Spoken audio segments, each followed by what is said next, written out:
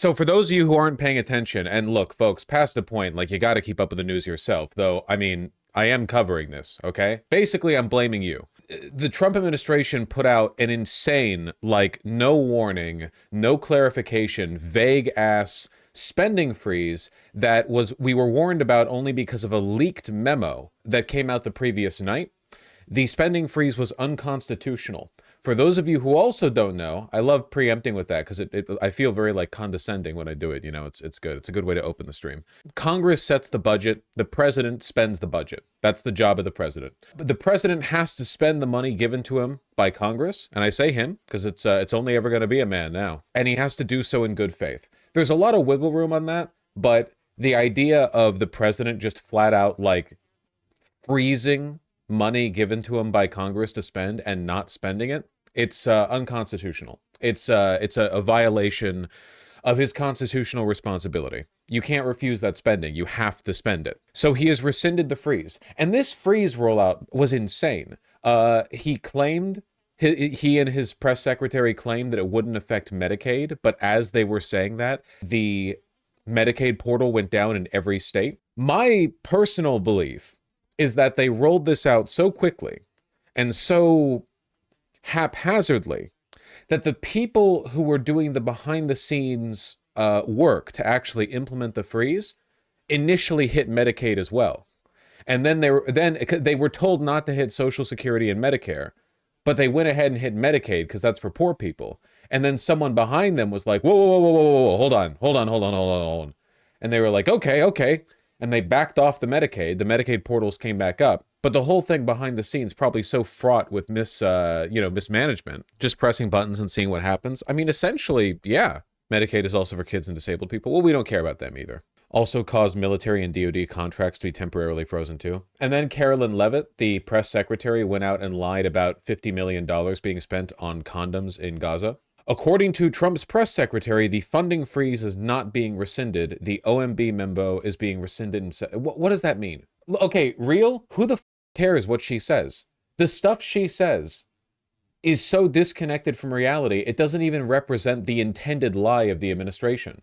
She, at first, wouldn't say that Medicaid was being protected. Then later, she did say that Medicaid was being protected. Like, she doesn't even know which lie to keep up with from the administration. When she was being grilled by the press in her first press briefing, they were like, "Hey, is Medicaid being affected?" And she's like, "Well, Medicare and Social Security aren't being affected, and you're gay and woke and DEI." And only later on Twitter was she like, no, Medicaid isn't getting affected. So who the cares what she says? Are the Democrats finally waking up from their nap to me today as well? Oh, who the cares what they do? She's just doing her job as press secretary lying. Okay, but there's a difference between her lying and her not even knowing which lie to tell. Do you understand what I'm saying? If she's just lying on behalf of the administration, you can get something from that. That's consistency that you can examine and look into, you know? But the impression that I get is that, she herself is lost. Immediately, like hitting the ground running. There are no adults in the room to defer to in this administration. Everyone at the top is like MAGA. They're all insane. They're probably not even telling her what's actually happening. Yeah. Okay, so what is the Associated Press saying? Rescinds order freezing federal grants after widespread confusion. And what is she saying? Just a rescission of the OMB memo? What does that mean? She misspelled correspondent on her position announcement. Yeah, I saw that. How do you rescind the memo without rescinding the funding freeze? Is she saying that she's rescinding this specific implementation of the funding freeze? Like they're not rescinding the freeze itself, but they're rescinding... The replies are so dystopian. They're bots. Jesus. The only thing not that there's any value whatsoever in her words, but like the only thing that I can think of here is that the OMB memo, which was leaked, was a hastily cobbled together, like, implementation of the president's executive order on federal funding. And I think what she's saying is that it's not a rescission of the funding freeze, it's a rescission of the memo, but the executive order still applies. The problem with this is that the memo is the funding freeze. The executive order isn't the funding freeze. The executive order is just a statement of intent from the administration. The memo described the funding freeze. So in other words, the executive order is still around, but its enforcement is being rescinded. Or in other words, it's a rescission of the funding freeze. That's the only thing I can think of that makes sense.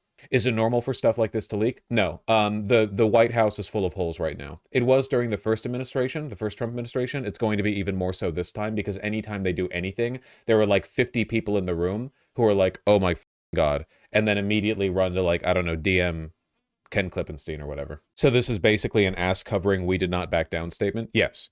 But the funding freeze was met with immediate challenges. A federal judge here in Seattle blocked it. It was met with lawsuits from like half of the states of the union, basically every blue state. I guess they decided this wasn't worth pushing on. How aren't they hand-selected royalists? There are hundreds of thousands of people who work in the federal government. It's there's no way around like some of this information getting leaked.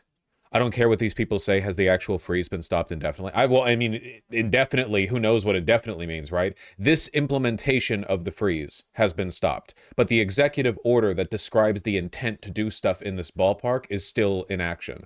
But the problem is that all these executive orders are extremely vague. So, you know, it could be tomorrow they just do it again. They could just do it again over and over and over and over, you know? He's so impatient. The goal at the beginning of the administration is to wear down opposition by throwing out so much crazy shit so quickly that it's impossible for people to keep up. It is the deliberate goal. You never want to slow roll stuff like this because you give people time to catch up to like every new development, you know? Yeah, you want to test the waters, you want to overwhelm people, you want people to feel hopeless, that kind of stuff. Is that from the fascist playbook? Honestly, it's just a good strategy if you want to do a lot of things quickly and you know it's going to be unpopular. Like, it's not even necessarily a fascism thing. FDR did the same thing. A lot of people didn't like FDR at first, you know, especially, you know, business folk, upper crust type. So it's like, oh, we're going to blitz that shit. First 100 days. But obviously, yeah, in this case, it's being done for fascism. FDR was initially seen as a tyrant because of how quickly he moved. God, I wish we had that kind of tyrant. Are eggs cheaper? I'm really sorry to say eggs are actually more expensive than basically ever before. I'm really sorry. What's cheaper in weight, eggs or gold? Pretty soon, the American barter economy is going to be brought back to like, what's that famous painting? I think it's from like the 15th century or something, and it's like a Zimbabwean king trading a block of gold for a block of salt because the salt was worth its weight in gold or so. I'm thinking of a specific painting that I saw back when I was in, I don't know, middle school. It must have been in like a history book or something. Was it from Mali? Because soon we're going to come back to like that, like economically, we'll be back in that time period, but with eggs.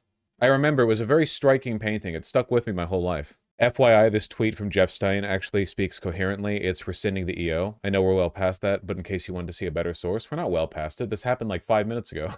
But things can't move that quickly. The White House Budget Office has officially rescinded the order authorizing a federal freeze on grants, according to a document obtained by Washington Post.